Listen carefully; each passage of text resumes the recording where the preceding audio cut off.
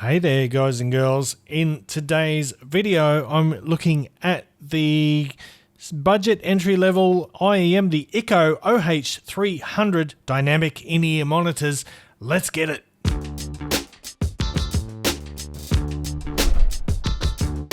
What's cracking audio fans, it's David here from Prime Audio Reviews. So yeah, the IKKO OH300. Now the OH1 and the OH10, both pretty legendary, especially the OH10.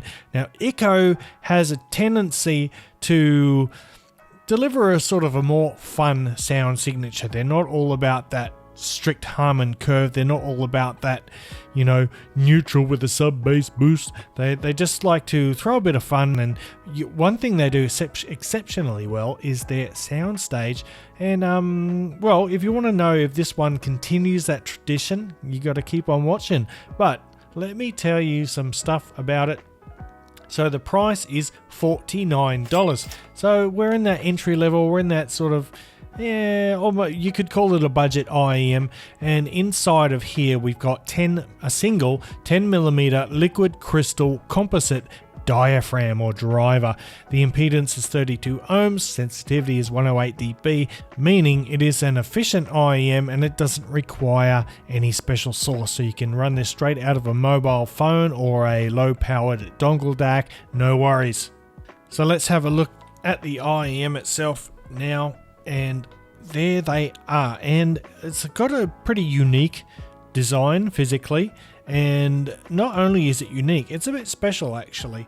Well, that's kind of saying the same thing, but what is interesting about these is the faceplates here. The glass faceplates is actually photochromic glass, and what that means for those who aren't aware is that the glass will get darker by itself automatically as it is exposed to more sunlight or ultraviolet rays. And you might be saying, so what? You know, what's the big deal? Well, see that circuitry there? According to IKKO, that can actually get ultraviolet damage if it's under the bright sun for too long. So this glass, supposedly, I haven't really checked it out, will darken as it is exposed to more sunlight. So that's pretty cool.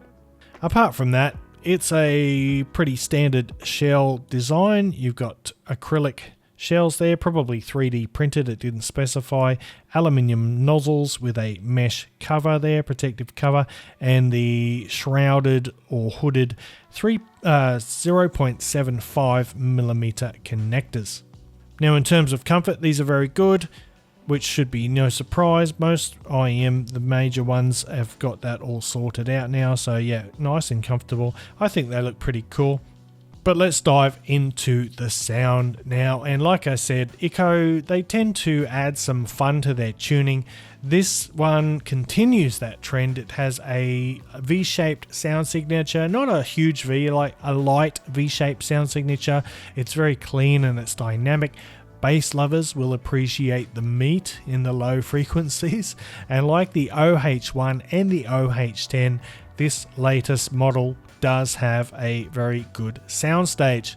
Let's throw up the graph and let's talk about the bass. And yes, the mid bass is boosted here. It's unabashedly emphasized in the lows, and that results in a nice punchy bass that has satisfying authority and depth or extension. And it is a nice full-bodied bass. It creates an underlying warmth throughout the whole sound, and it gives body to the music, but without overpowering the other frequencies. The mid bass is nice and punchy, the sub bass rumbles when needed, and there's a satisfying physicality to the bass of this IEM. It doesn't distort and doesn't compromise clarity, which is why it works, and you can feel the texture in the bass, but it's not an all-out bass head IEM. It adapts well to different genres of music and audio content, but it is definitely emphasized, and it's definitely not neutral or reference. So if you're looking for that, you need to look elsewhere. But if you're looking for something that's just sounds great, it's fun and engaging, then check these ones out.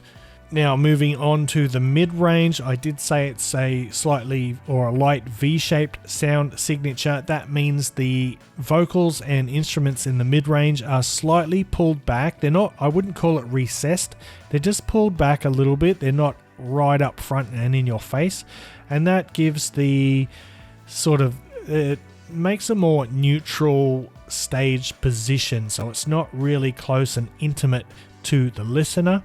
And what that does, it really opens up the dimensions of the soundstage. So, and this is what IKKO tends to do really well. They did exceptionally well with the OH10. You've got a nice, heavy bass IEM with pretty, nice articulated vocals and mid-range, and a lively enough but still smooth treble, but then you get this nice wide soundstage with good depth and just overall big dimensions.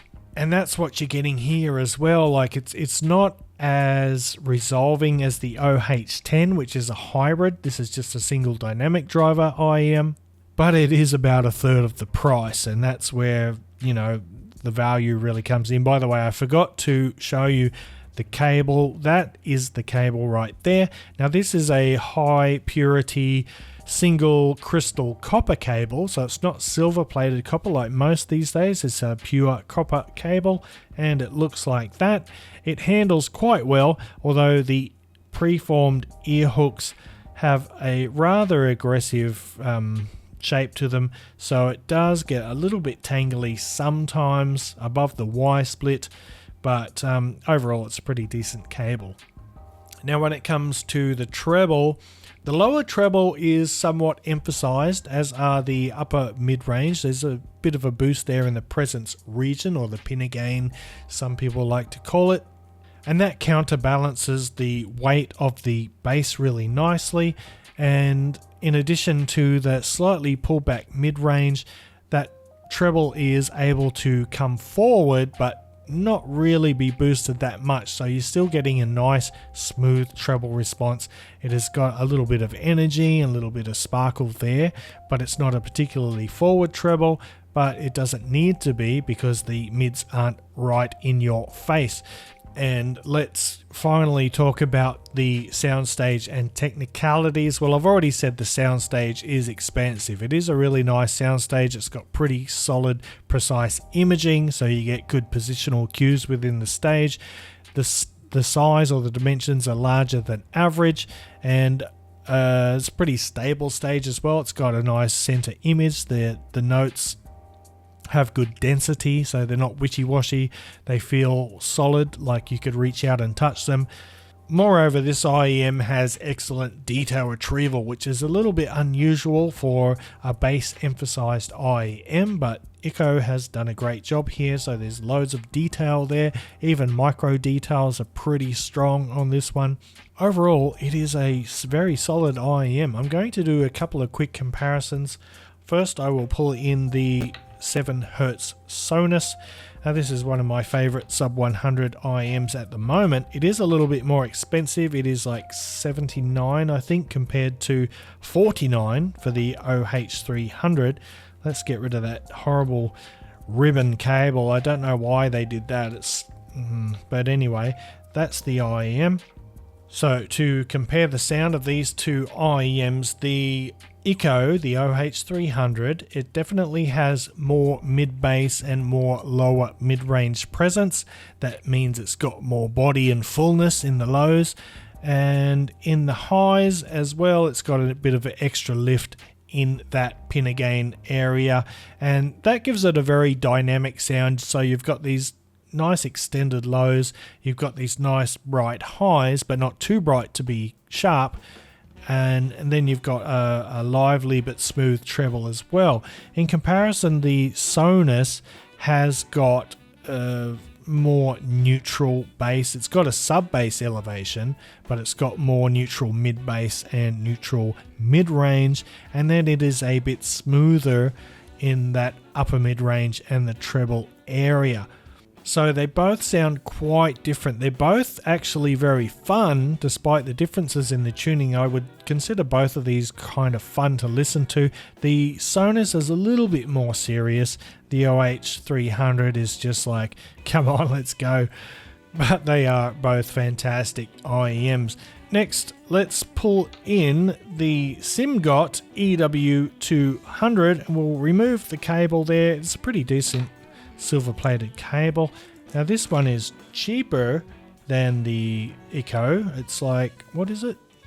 So it's like $39, which is $20 less. Now in terms of sound comparison, the EW200, just like the Sonus, has less emphasis in the mid-bass and the core and lower mid-range, but not so much.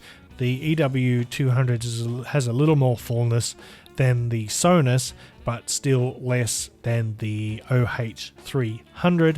Now, again, both of these are fantastic IEMs, and I would say again, the OH300 is just a little bit more fun. If you're into bass, this is the one to get.